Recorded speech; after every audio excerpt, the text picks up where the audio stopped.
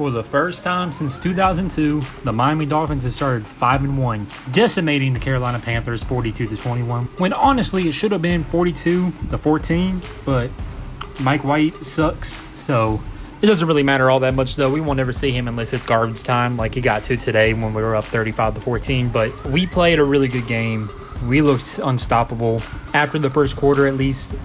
In the first quarter, we looked like a poverty team, bottom 5 in the NFL. But I guess we woke up. I don't know what happened. It's the defense looked bad, the offense looked bad, but it doesn't matter at the end of the day. 42-21 is no joke.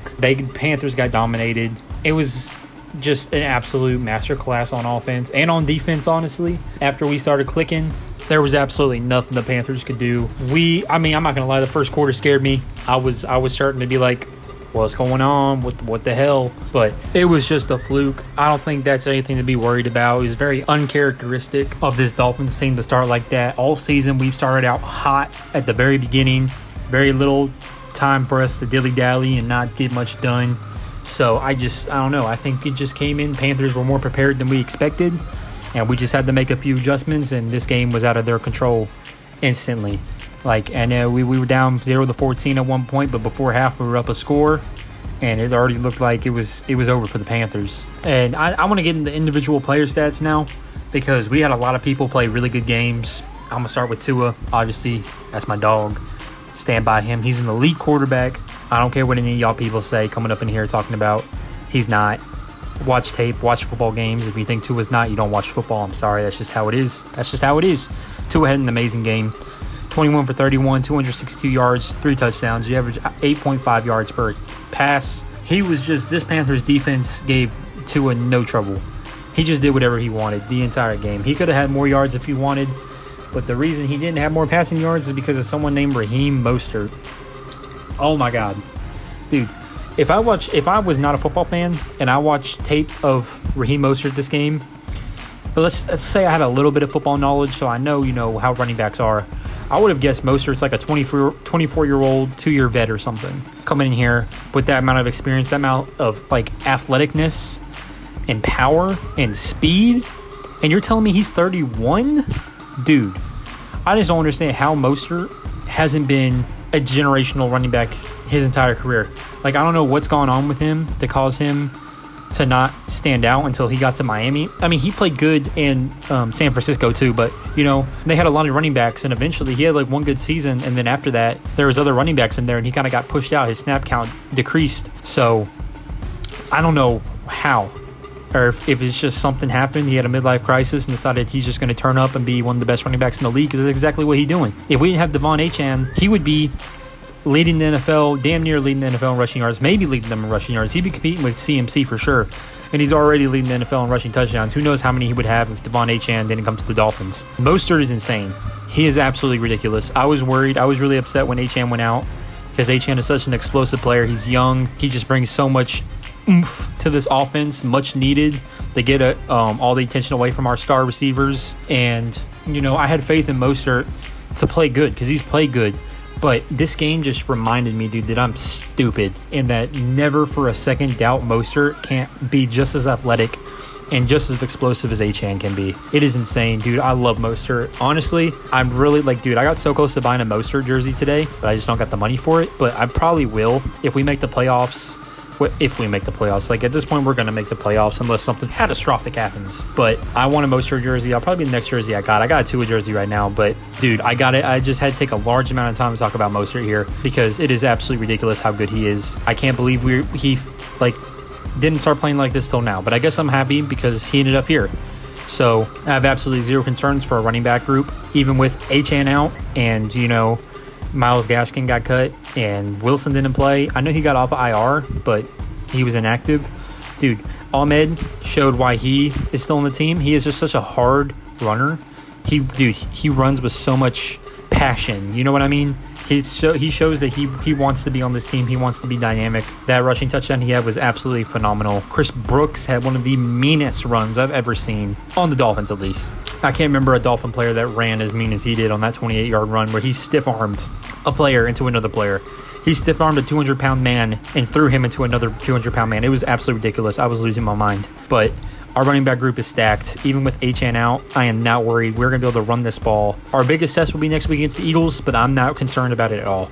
I think Mostert's going to have a good day. I think Ahmed's going to have some good plays. And Chris Brooks might get involved more if he's healthy. He did get hurt. I don't know. I don't have any updates on that. I haven't seen anything talking about it besides he was in a lot of pain. I hope he's okay. I'm pretty sure he's undrafted. We signed him after the draft. And that was a big boy run he had. So I hope he's okay because he runs that football with some aggression, and that's always good to have because you never know what's going to happen. With these running backs running around, getting popped, you never know who might get hit a little hard, might need a few plays to rest and catch a breather and recover from, a big hit they may have took. So hope Chris Brooks is okay. If I hear any updates, I'll probably post a short later on talking about it. So I'll let y'all know. All right, get into some other players. Tyreek Hill had himself a day, 6 catches, 163 yards, and a touchdown. He's averaged 27.2 yards per catch. Absolutely insane. Tyreek Hill is unguardable. He just outclassed this Panthers defense. There was no one that could contain him.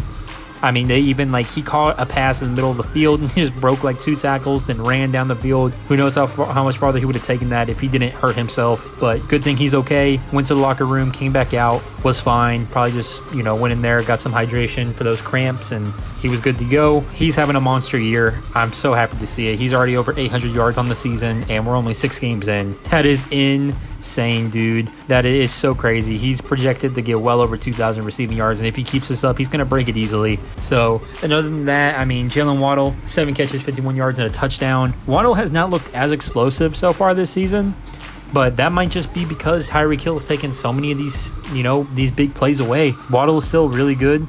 He got hit pretty hard towards the end of the game, but he seemed to be okay. So I expect Jalen Waddle to probably get more involved next week against Philly when we're really going to need him.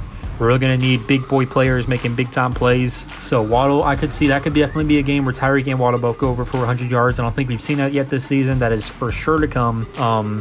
Braxton Berrios had 2 catches for 20 yards. Mostert, 3 catches, 17, and a touchdown. Yeah, dude, Mostert had 3 touchdowns today. Praise Heeem. Ahmed had 3 catches for 11 yards. Had some rough running on those catches. Yeah.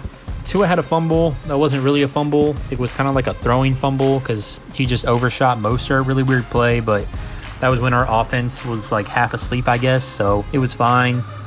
Didn't end up really meaning much. On defense, though, man, David Long had a really good day. He was all over the field making tackles, and I love to see that. I love seeing David Long play good. Bradley Chubb, who has quietly been having a really good season. I have not seen a lot of people talking about it. I'm taking notice of it, though. I know some other Dolphin people I talked to have been taking notice of it. Bradley Chubb has been having a very good season. Today, he had a sack, a TFL, and 6 tackles. He was all over the place, too. He was disrupting plays left and right. I love to see that. I love seeing Bradley Chubb finally come into his own on this team.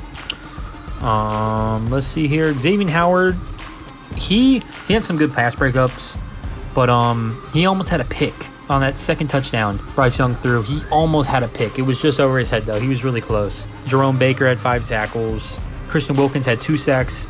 Oh, dude, we gotta pay this man. Wilkins needs to get paid. We better see that come soon. He has definitely been earning it. He's been playing phenomenal football like he does. It's not like he's been okay. He's been, ever since we drafted him, he's been insane. I don't know why we haven't paid him. We need to pay him. He is an asset to this defense, and he's a game wrecker. Kader Gahu had another good game for the most part. Gingle had a bit of a quiet game, and part of the reason I do believe is because Jalen Phillips is back from injury, and I was really curious on how that was going to go. How much would that affect Van Ginkel's snap count? And, it just seems like it really took away from plays. Ginkel could get involved. Jalen Phillips didn't really have a good day, though. Only have 1 tackle. I didn't really see him flying around much. But other than that, defense was good. Ogba had a tackle. I didn't see much of him either. We finally saw Cam Smith, and he had a big hit. I love seeing that. I never really understood why we drafted him, especially after we acquired Jalen Ramsey, and we had Kader Gahu had a good game. We signed Nick Needham, re-signed him, and Nick Needham's good. He's decent enough. So, but we finally saw him get involved. He had a big hit. That was cool to see. He might get involved more, but I'm not sure what he'll look like, especially when Ramsey comes back. So we had a really good game. Oh, dude, Mostert played great. Tua played great. No picks from Tua. Played a very flawless game. And the Panthers couldn't do much. They had a really good first quarter because we had a really bad first quarter. But Bryce Young had himself not a horrible day. And I will not lie. I sort of root for Bryce Young, not against Miami, of course, but I hate to see him on such a bad team that makes him look bad. But, 23 for 38 and a touchdown. It could have been a much worse day for him. So hopefully that shows he's improving. I would like to see him succeed in the NFL, especially on a team that's bad. I hate to see young, talented quarterbacks go to bad teams and suffer because of it. Adam Thielen torched us. Oh my God. I don't know why we couldn't stop an old-ass white dude on the field, but we had no answers for Thielen. And we got to figure that shit out, because that is not going to do. If Thielen can put up 11 catches, 115 yards, and a touchdown against us, then A.J. Brown's going to go for like 250 and 4 touchdowns. Okay, we need to figure that shit out. Fangio needs to figure this shit out. Our defense is still not playing at the caliber it should be, even though we essentially shut it out, the Panthers and the Giants, defensively, for the most part. If we played like we did through the whole game, the Panthers would not have scored anything besides maybe a field goal. We literally had 35 unanswered points after they were up 14-0. So if it wasn't for such a slow start we had, the Panthers would not have put anything up. We were completely stopping them on defense. And the Giants didn't score any offensive touchdowns against this defense. The only touchdown came from a boneheaded pick 6 from Tua. And I still think our defense is not playing up to its potential. And we're really going to need to fix that. Though the Eagles did just lose a very embarrassing game to the Jets, which has me with some false hope. I am not going to take too much from that game. I think a lot of people are going to take too much from that game. I would take that with a grain of salt. Good teams have bad games. We saw it with us against Buffalo, and, we just saw it with the Eagles against the Jets, I believe, because the Eagles are a good team. Their defense is good. Jalen Hurts is good. They were just in the Super Bowl. They played a bad game against the Jets. It happens. We cannot let that get to our heads and make us think that they suck and they have no shot against us, because they do. They are a very competitive football team, and we need to bring our A game to Philly. And that's the bottom line. Our defense needs to be ready. Our offense needs to be ready for a very, very competitive game. Though I am, glad the Jets ended their undefeated season. I kind of would have rather it to be us.